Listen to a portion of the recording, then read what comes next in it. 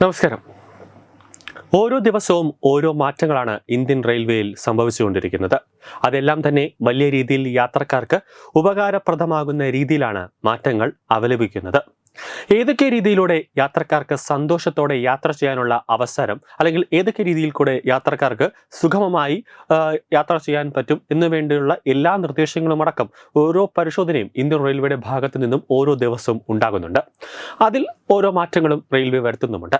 നിലവിൽ ഇന്ത്യൻ റെയിൽവേയുടെ ticket booking സംവിധാനം കൂടുതൽ കാര്യക്ഷമമാക്കാനും സുതാര്യമാക്കാനും ഒക്ടോബർ 1 മുതൽ ഒരു പുതിയ നിയമം പ്രാബല്യത്തിൽ വരികയാണ്.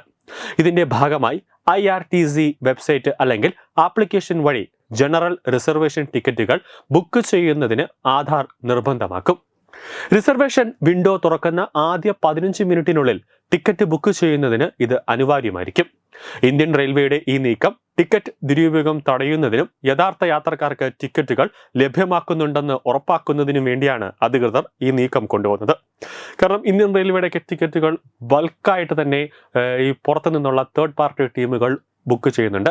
എന്നിട്ട് അവരത് ബ്ലാക്ക് ആയിട്ട് വിൽക്കുന്നുമുണ്ട്. അപ്പോൾ ഇങ്ങനെ വരുമ്പോൾ ആവശ്യമുള്ള ആളുകൾക്ക് ഈ ടിക്കറ്റ് കിട്ടാതെ വരുന്നൊരവസ്ഥയിലേക്ക് കാര്യങ്ങൾ എത്തുന്നു.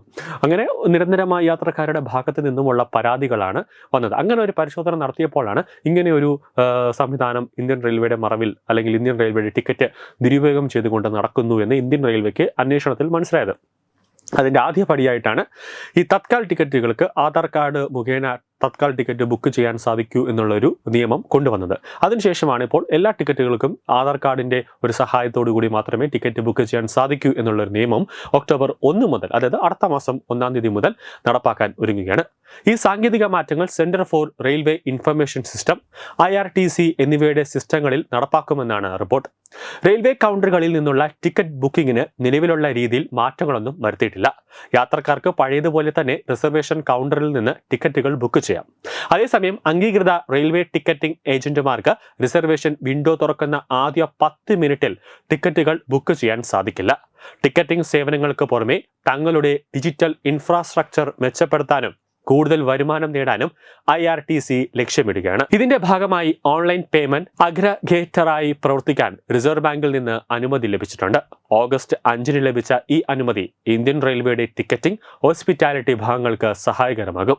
ഒപ്പം വ്യാപാരികൾക്കും ഉപഭോക്താക്കൾക്കുമിടയിൽ പ്രവർത്തിച്ച് IRTCക്ക് അധിക വരുമാനം നേടാനും ഇത് വഴിയൊരുക്കുമെന്നാണ് വിലയിരുത്തൽ.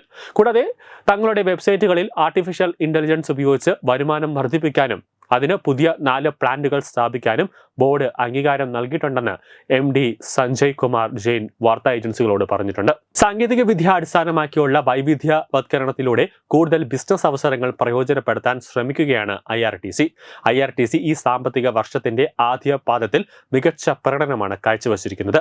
ഏകീകൃത അറ്റാദായം 7% വർദ്ധിച്ച് 330% 7 കോടി രൂപയായി. വരുമാനത്തിൽ 3.8% വളർച്ചയോടെ 1159.68 കോടി രൂപയിലെത്തി. ഈ ടിക്കറ്റിംഗ് വിഭാഗത്തിൽ 9% വളർന്നപ്പോൾ ടൂറിസം മേഖല 21% വളർച്ച രേഖപ്പെടുത്തിയത്.